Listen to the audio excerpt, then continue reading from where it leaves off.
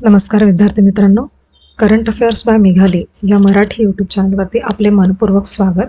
इथे आपण daily current अफेअर्सचे 12 important questions दररोज पाहतो, जे तुम्हाला आपल्या MPSCच्या सर्व एक्झाममध्ये, महाराष्ट्र शासनाच्या सर्व सरळ सेवा एक्झाम्समध्ये आणि सर्व केंद्रीय परीक्षांमध्ये नक्कीच पाहायला मिळतील याची खात्री बाळगा. त्यामुळे जर चॅनलवरती तुम्ही पहिल्यांदा आले असाल तर चॅनलला सबस्क्राईब करा. जास्तीत जास्त विद्यार्थ्यांपर्यंत हा चॅनल शेअर करा, जेणेकरून सगळ्यांना या चॅनलचा उपयोग होईल आणि माझे हे जे काही सगळे एफर्ट्स आहेत ते तुम्हाला आवडत असतील तर चॅनलला लाईक करा एक माझ्या मोटिवेशनसाठी. तर पाहूयात आजच्या चालू घडामोडी 3 जानेवारी 2026च्या. प्रश्न क्रमांक पहिला,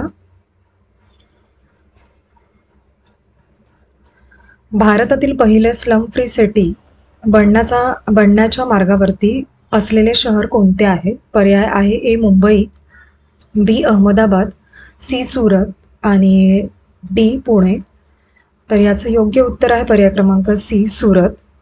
त्याचे महत्त्वाचे पॉईंट्स आहेत ते पाहून घ्या. सुरत हे भारताचे डायमंड कॅपिटल आणि प्रमुख वस्त्रोद्योग केंद्र आहे.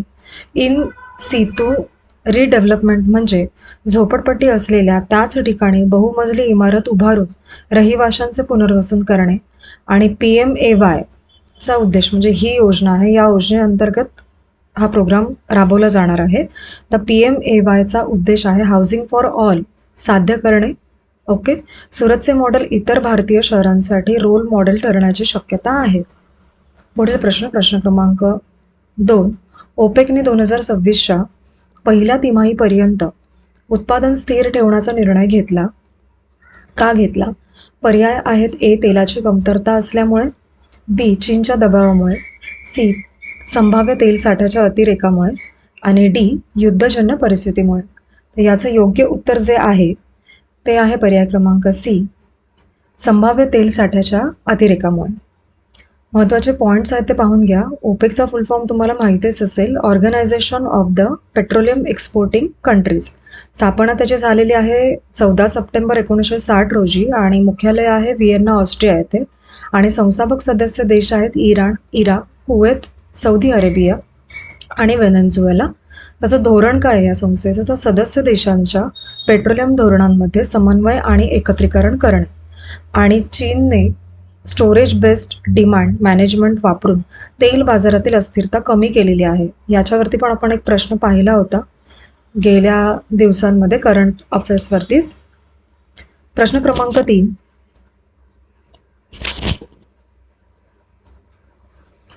राष्ट्रीय तपास संस्था म्हणजे नॅशनल इन्व्हेस्टिगेशन एजन्सीच्या महासंचालक म्हणजे DG पदाचा अतिरिक्त कार्यभार कोणाला देण्यात आलेला आहे? पर्याय आहेत A Sadanand Vasant Date, B Rakesh Agarwal, C Ajay Kumar Bhalla, D TV Ravi. याचं योग्य उत्तर आहे पर्याय क्रमांक बी राकेश अग्रवाल यांना. NIAचा फुल फॉर्म आपण आत्ताच पाहिला. भारतातील प्राथमिक केंद्रीय दहशतवादा विरोधी कायदा आणि अंमलबजावणी करणारी ही संस्था आहे. ती गृह मंत्रालयाच्या अंतर्गत काम करते. स्थापना कधी झाली याची NIAची? तर 26/11च्या मुंबई दहशतवादी हल्ल्याच्या पार्श्वभूमीवरती NIAची स्थापना करण्यात आली आणि 31 डिसेंबर 2008 रोजी राष्ट्रीय तपास यंत्रणा कायदा 2008 लागू झालेला आहे. मुख्यालय दिल्ली येथे आहे आणि राकेश अग्रवाल हे 1994 बॅचचे हिमाचल प्रदेश कॅडरचे IPS अधिकारी आहेत आणि ACC म्हणजे appointment committee of the cabinet हे वरिष्ठ अधिकाऱ्यांच्या नियुक्तींना मंजुरी देते. हे डिपार्टमेंट आहे, यामार्फत नियुक्त्यांना मंजुरी मिळते. ओके, पुढील प्रश्न क्रमांक 4, सर्व शासकीय शाळांमध्ये मुलींसाठी शौचालय सुविधा 8 मार्चपर्यंत सुनिश्चित करण्याचा निर्णय कोणत्या राज्याने जाहीर केला आहे? पर्याय आहेत ए हिमाचल प्रदेश, बी उत्तर प्रदेश, सी उत्तराखंड आणि डी हरियाणा. तर याचे योग्य उत्तर आहे पर्याय क्रमांक सी उत्तराखंड. त्याचे महत्त्वाचे पॉईंट्स पहा. उपक्रमाची अंमलबजावणी शिक्षण विभाग करणार आहे. हा निर्णय महिला सक्षमीकरण आणि शिक्षणातील समावेशन यास चालना देणार आहे. 8 मार्च हा आंतरराष्ट्रीय दिन आहे, हे आपल्या सगळ्यांनाच माहिती आहे. आणि संयुक्त राष्ट्रांनी 1977मध्ये आंतरराष्ट्रीय महिला दिनास अधिकृत मान्यता दिली म्हणून लिंग समानतेबाबत जागृती करणे हा त्या मागचा मुख्य हेतू आहे. मला असं वाटतं 8 मार्च हा योग्य दिवस निवडण्याची काय गरज आहे यामध्ये, जर शाळांमध्ये मुलींसाठी शौचालय जर अवेलेबल करायचे आहेत. शासन पण निर्णय कसे घेतं? प्रश्न क्रमांक 5. भारतातील पहिली बॉम्ब डिस्पोजल सिस्टीमसाठी स्वतंत्र मानक IS 19445 2025 कोणत्या संस्थेनं अधिसूचित म्हणजे नोटिफाय केले आहे? तर त्याचे पर्याय आहेत: A. गृह मंत्रालय, B. DRDO, C. Bureau of Indian standard BIS आणि D. NIA. तर त्याचं योग्य उत्तर आहे C. BIS ने. महत्त्वाचे पॉईंट्स आहेत: IS 19445 2025 हे भारतातील बॉम्ब निस्सारण प्रणालीसाठीचे पहिले समर्पित मानक आहे. पहिले आहे म्हणून विशेष आहे. या मानकामुळे बॉम्ब निस्सारण उपकरणांची एकसमान गुणवत्ता व विश्वासार्हता सुनिश्चित होईल. मानकात ब्लास्ट लोड आणि स्प्लिंटर इफेक्ट विरुद्ध चाचणी मार्गदर्शक तत्वे दिलेली आहेत. BISची सुरुवात इंडियन स्टँडर्ड इन्स्टिट्यूट ISI म्हणून झाली आणि जी 6 जानेवारी 1947 रोजी स्थापन करण्यात आलेली आहे. आणि मुख्य कार्य आहेत उत्पादनांची सुरक्षितता, ग्राहक संरक्षण आणि पर्यावरण संरक्षणासारख्या विविध सरकारी धोरणांना समर्थन देणे. प्रश्न क्रमांक 6. अलीकडेच मंजूर झालेल्या दुल्हास्ती स्टेज 2 जलविद्युत प्रकल्प कोणत्या नदीवरती आहे? त्याचे पर्याय आहेत: A. Jhelum, B. Sindhu, C. Chenab आणि D. रावी. याचं योग्य उत्तर आहे पर्याय क्रमांक C. चिनाब. महत्त्वाचे पॉईंट्स पहा. हा 260 मेगावॅट क्षमतेचा जलविद्युत प्रकल्प जम्मू काश्मीरच्या किश्तवाड जिल्ह्यामध्ये आहे. चिनाब नदी ही इंदूज वॉटर्स ट्रिटी 1960 अंतर्गत पाकिस्तानला दिलेल्या पश्चिमी नद्यांपैकी एक आहे आणि 2025 भारताने IWT तात्पुरता स्थगित केल्यानंतर चिनाब खोऱ्यातील प्रकल्प वेगाने मंजूर केले जात आहे. हा प्रकल्प भारताच्या एनर्जी सिक्युरिटी स्ट्रॅटेजीज ॲसर्शन धोरणाचा भाग आहे. एक विनंती आहे की लेक्चर शेवटपर्यंत पहा आणि स्वतःच्या वैयक्तिक नोट्स काढा, ही माझी कळकळीची विनंती आहे. प्रश्न क्रमांक 7. दुसरी आंतरराष्ट्रीय ऑलिम्पिक संशोधन परिषद कोणत्या संस्थेद्वारे आयोजित करण्यात येणार आहे? पर्याय आहेत: A. ACSSPE, B. भारतीय ऑलिम्पिक संघ आणि C आहे Bharat centre of Olympic research and education म्हणजे BCORE आणि D. नीती आयोग. तर याचं योग्य उत्तर जे आहे ते आहे पर्याय क्रमांक C. BCORE. त्याचे महत्त्वाचे पॉईंट्स पहा. ही परिषद 27 ते 30 जानेवारी 2026 दरम्यान होणार आहे. ही परिषद राष्ट्रीय रक्षा युनिव्हर्सिटी गांधीनगर येथे आयोजित केली जाणार आहे आणि याची थीम काय तर education, research and governance, the sustainable Olympic ecosystem अशी त्याची थीम आहे. आणि भारतातील ऑलिम्पिक संशोधन व धोरण निर्मिती मजबूत करण्यासाठी महत्त्वाची आहे. पुढील प्रश्न क्रमांक 8. 400हून अधिक वर्षानंतर पारंपरिक पत्र वितरण पूर्णपणे बंद करणारी जगातील पहिला देश कोणता ठरलेला आहे? जगातील पहिला देश ठरलेला आहे. याचे उत्तर पर्याय आहेत: A. Norway, B. Sweden, C. Denmark आणि D. फिनलँड. तर याचे योग्य उत्तर आहे पर्याय क्रमांक C. डेन्मार्क. महत्त्वाचे पॉईंट्स पहा. डेन्मार्क हा पारंपरिक पत्र वितरण पूर्णपणे बंद करणारा जगातील पहिला देश ठरला आहे.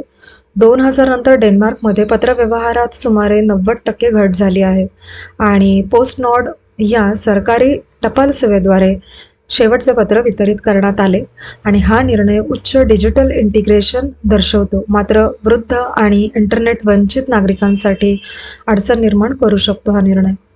ओके. पुढील प्रश्न क्रमांक 9. अलीकडे यशस्वी वापरकर्ता चाचणी झालेली प्रलय क्षेपणास्त्र प्रणाली कोणत्या प्रकारची आहे? पर्याय आहे ए क्रूज क्षेपणास्त्र, बी अँटी बॅलिस्टिक क्षेपणास्त्र, सी क्वासी बॅलिस्टिक पृष्ठभाग ते पृष्ठभाग क्षेपणास्त्र आणि डी पृष्ठभाग ते हवाई क्षेपणास्त्र. तर याचे पर्याय आहे पर्याय क्रमांक सी हे योग्य उत्तर आहे याचं. आणि क्वासी बॅलिस्टिक पृष्ठभाग ते पृष्ठभाग क्षेपणास्त्र असं त्याचं उत्तर आहे. महत्त्वाचे पॉईंट्स आहेत. प्रलय हे क्षेपणास्त्र DRDOने विकसित केलेले स्वदेशी क्वासी बॅलिस्टिक क्षेपणास्त्र आहे. साल्वो लॉन्च कपॅबिलिटीमुळे एका लॉन्चरवरून अनेक क्षेपणास्त्रे डागता येतात हे त्याचं विशेष आहे. आणि टॅक्टिकल स्ट्राईक कॅपॅबिलिटी आणि आत्मनिर्भर भारत या धोरणाला बळकटी देते. पुढील प्रश्न क्रमांक 10. 78 वर्षानंतर पहिली शासकीय बस सेवा मिळालेलं तुम्मन गाव कोणत्या राज्यात आहे? पर्याय आहेत ए उत्तराखंड, बी हिमाचल प्रदेश, सी जम्मू काश्मीर आणि डी सिक्कीम. तर याचे योग्य उत्तर आहे पर्याय क्रमांक बी हिमाचल प्रदेश. महत्त्वाचे पॉईंट्स आहेत. सेवा ही जी सेवा आहे ती हिमाचल रोड ट्रान्सपोर्ट कॉर्पोरेशन म्हणजे HRTC द्वारे चालवली जाणार आहे.